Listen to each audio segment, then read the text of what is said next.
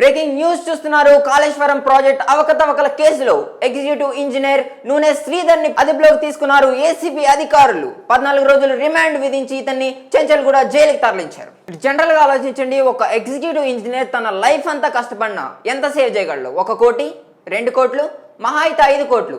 కానీ నూనె శ్రీధర్ అనే వ్యక్తి ఆస్తి ఎంతో తెలుసా మీకు? దాదాపు 200 కోట్లు పైన, 200 కోట్లు పైగా ఆస్తులు ఉన్నాయంటే తిను ఎంత కుంభకోణం చేసి ఉండాలి, ఎంతమంది దగ్గర డబ్బులు దండుకొని ఉండాలి, ఎంత అక్రమాస్తులు సంపాదించి ఉండాలో మీరే ఆలోచించండి. అయితే ఇప్పటికే కాళేశ్వరం ప్రాజెక్టులో అవకతవకలు జరిగాయని గవర్నమెంట్ ఘోష్ కమిటీని ఏర్పాటు చేసింది. ఘోష్ కమిటీ ఇప్పటికే మన కేసీఆర్ గారిని కావచ్చు, హరీష్ రావు గారిని కావచ్చు, ఇద్దరిని ఇన్వెస్టిగేట్ చేసింది. అయితే కేసీఆర్ గారి ఇన్వెస్టిగేషన్ తర్వాత ఈ ఎగ్జిక్యూటివ్ ఇంజనీర్ నూనె శ్రీధర్ ని అరెస్ట్ చేసినట్టు తెలుస్తుంది. ఇతని ఆస్తులు దాదాపు 200 కోట్లు పైగా, అవినీతిగా సంపాదించిన అక్రమాస్తులు 200 కోట్లకు పైగా ఉన్నట్లు ఏసీబీ అధికారులు స్పష్టం చేశారు. అయితే దీనికి సంబంధించిన మరిన్ని వివరాలు ఇప్పుడు తెలుసుకునే ప్రయత్నం చేద్దాం. కాళేశ్వరం ప్రాజెక్ట్ ఎగ్జిక్యూటివ్ ఇంజనీర్ నూనె శ్రీధర్ ని అవినీతి నిరోధక శాఖ ఏసీబీ అరెస్ట్ చేసింది. అయితే ఆదాయానికి మించిన ఆస్తుల కేసులో నూనె శ్రీధర్ ని ఏసీబీ అధికారులు అరెస్ట్ చేశారు. ఏసీబీ కోర్టు శ్రీధర్ కు 14 రోజులు రిమాండ్ విధించడంతో ఆయన్ను చెంచల్గూడ జైలుకు తరలించారు. అయితే ఏసీబీ అధికారులు ఆయన నివాసంతో పాటు బంధువులు, స్నేహితులకు చెందిన సుమారు 13 నుంచి 14 ప్రాంతాల్లో సోదాలు నిర్వహించారు. ఈ సోదాల్లో 100 కోట్ల నుంచి 200 కోట్ల వరకు అక్రమ ఆస్తులను గుర్తించినట్లు సమాచారం. వీటిలో విల్లాలు, ఓపెన్ ప్లాట్లు, ఖరీదైన భవనాలు, వ్యవసాయ భూములు, బంగారం, నగదు, కార్లు, పలు హెక్టార్లు, పలు హోటళ్లలో బినామీ వాటాలు ఉన్నట్లు తెలుస్తోంది. అయితే కాళేశ్వరం ప్రాజెక్టుకు సంబంధించి శ్రీధర్ గతంలో కాళేశ్వరం ప్రాజెక్టులోని 6, 7, 8 ప్యాకేజీల పనులను పర్యవేక్షించారు. అయితే గాయత్రి పంప్ హౌస్ నిర్మాణంలో కూడా కీలక పాత్ర పోషించినట్లు ఆరోపణలున్నాయి. అయితే ఇతడు భారీగా అధికారాన్ని దుర్వినియోగం చేసినట్టు కనిపిస్తుంది. ఎంతమంది దగ్గర డబ్బులు దండుకున్నాడో, మరి ఎంత అవినీతికి పాల్పడ్డాడో మనకి కళ్ళ కట్టినట్టుగా కనిపిస్తుంది.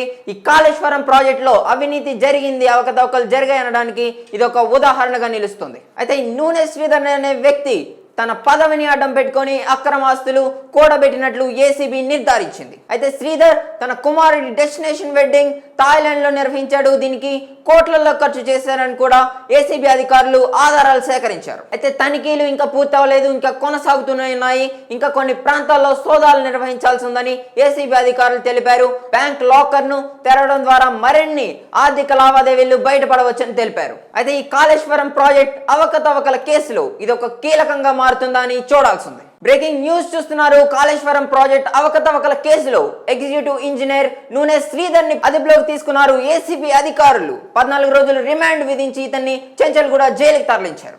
జనరల్ గా ఆలోచించండి, ఒక ఎగ్జిక్యూటివ్ ఇంజనీర్ తన లైఫ్ అంతా కష్టపడినా ఎంత సేవ్ చేయగలడు? 1 కోటి, 2 కోట్లు, మహా అయితే 5 కోట్లు. కానీ నూనె శ్రీధర్ అనే వ్యక్తి ఆస్తి ఎంతో తెలుసా మీకు? దాదాపు 200 కోట్లు పైన, 200 కోట్లు పైగా ఆస్తులు ఉన్నాయంటే తిను ఎంత కుంభకోణం చేసి ఉండాలి, ఎంతమంది దగ్గర డబ్బులు దండుకొని ఉండాలి, ఎంత అక్రమాస్తులు సంపాదించి ఉండాలో మీరే ఆలోచించండి. అయితే ఇప్పటికే కాళేశ్వరం ప్రాజెక్టులో అవకతవకలు జరిగాయని గవర్నమెంట్ ఘోష్ కమిటీని ఏర్పాటు చేసింది. ఘోష్ కమిటీ ఇప్పటికే మన కేసీఆర్ గారిని కావచ్చు, హరీష్ రావు గారిని కావచ్చు, ఇద్దరిని ఇన్వెస్టిగేట్ చేసింది. అయితే కేసీఆర్ గారి ఇన్వెస్టిగేషన్ తర్వాత ఈ ఎగ్జిక్యూటివ్ ఇంజనీర్ నూనె శ్రీధర్ ని అరెస్ట్ చేసినట్టు తెలుస్తుంది. ఇతని ఆస్తులు దాదాపు 200 కోట్లు పైగా, అవినీతిగా సంపాదించిన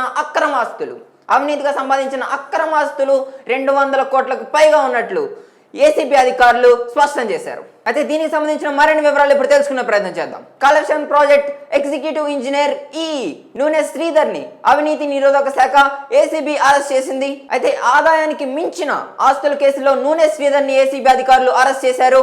ఏసీబీ కోర్టు శ్రీధర్ కు 14 రోజులు రిమాండ్ విధించడంతో ఆయన్ను చెంచల్గూడ జైలుకు తరలించారు. అయితే ఏసీబీ అధికారులు ఆయన నివాసంతో పాటు బంధువులు, స్నేహితులకు చెందిన సుమారు 13 నుంచి 14 ప్రాంతాల్లో సోదాలు నిర్వహించారు. ఈ సోదాల్లో 100 కోట్ల నుంచి 200 కోట్ల వరకు అక్రమ ఆస్తులను గుర్తించినట్లు సమాచారం. వీటిలో విల్లాలు, ఓపెన్ ప్లాట్లు, ఖరీదైన భవనాలు, వ్యవసాయ భూములు, బంగారం, నగదు, కార్లు, పలు హెక్టార్లు, పలు హోటళ్లలో బినామీ వాటాలు ఉన్నట్లు తెలుస్తోంది. అయితే కాళేశ్వరం ప్రాజెక్టుకు సంబంధించి శ్రీధర్ గతంలో కాళేశ్వరం ప్రాజెక్టులోని 6, 7, 8 ప్యాకేజీల పనులను పర్యవేక్షించారు. అయితే గాయత్రి పంప్ హౌస్ నిర్మాణంలో కూడా కీలక పాత్ర పోషించినట్లు ఆరోపణలున్నాయి. అయితే ఇతడు భారీగా అధికారాన్ని దుర్వినియోగం చేసినట్టు కనిపిస్తుంది. ఎంతమంది దగ్గర డబ్బులు దండుకున్నాడో, మరి ఎంత అవినీతికి పాల్పడ్డాడో మనకి కళ్ళ కట్టినట్టుగా కనిపిస్తుంది.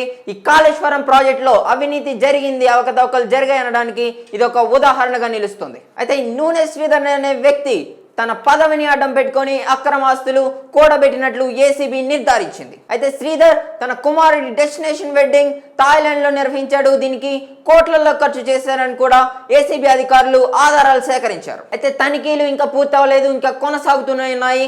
ఇంకా కొన్ని ప్రాంతాల్లో సోదాలు నిర్వహించాల్సి ఉందని ఏసీబీ అధికారులు తెలిపారు. బ్యాంక్ లాకర్ ను తెరవడం ద్వారా మరిన్ని ఆర్థిక లావాదేవీలు బయటపడవచ్చని తెలిపారు. అయితే ఈ కాళేశ్వరం ప్రాజెక్ట్ అవకతవకల కేసులో ఇది ఒక కీలకంగా మారుతుందా అని చూడాల్సింది. బ్రేకింగ్ న్యూస్ చూస్తున్నారు. కాళేశ్వరం ప్రాజెక్ట్ అవకతవకల కేసులో ఎగ్జిక్యూటివ్ ఇంజనీర్ నూనె శ్రీధర్ ని అదుపులోకి తీసుకున్నారు ఏసీబీ అధికారులు. 14 రోజులు రిమాండ్ విధించి ఇతన్ని చెంచల్గూడ జైలుకి తరలించారు. జనరల్ గా ఆలోచించండి, ఒక ఎగ్జిక్యూటివ్ ఇంజనీర్ తన లైఫ్ అంతా కష్టపడినా ఎంత సేవ్ చేయగలడు? 1 కోటి, 2 కోట్లు, మహా అయితే 5 కోట్లు. కానీ నూనె శ్రీధర్ అనే వ్యక్తి ఆస్తి ఎంతో తెలుసా మీకు?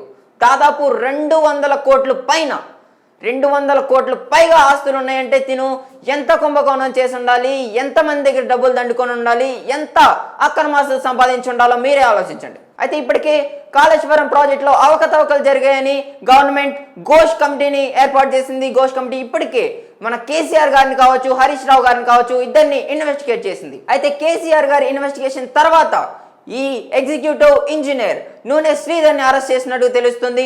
ఇతని ఆస్తులు దాదాపు 200 కోట్లు పైగా, ఆస్తులు కాదు సారీ, అవినీతిగా సంపాదించిన అక్రమాస్తులు 200 కోట్లకు పైగా ఉన్నట్లు ఏసీబీ అధికారులు స్పష్టం చేశారు. అయితే దీనికి సంబంధించిన మరిన్ని వివరాలు ఇప్పుడు తెలుసుకునే ప్రయత్నం చేద్దాం. కాళేశ్వరం ప్రాజెక్ట్ ఎగ్జిక్యూటివ్ ఇంజనీర్ నూనె శ్రీధర్ ని అవినీతి నిరోధక శాఖ ఏసీబీ అరెస్ట్ చేసింది. అయితే ఆదాయానికి మించిన ఆస్తుల కేసులో నూనె శ్రీధర్ ని ఏసీబీ అధికారులు అరెస్ట్ చేశారు.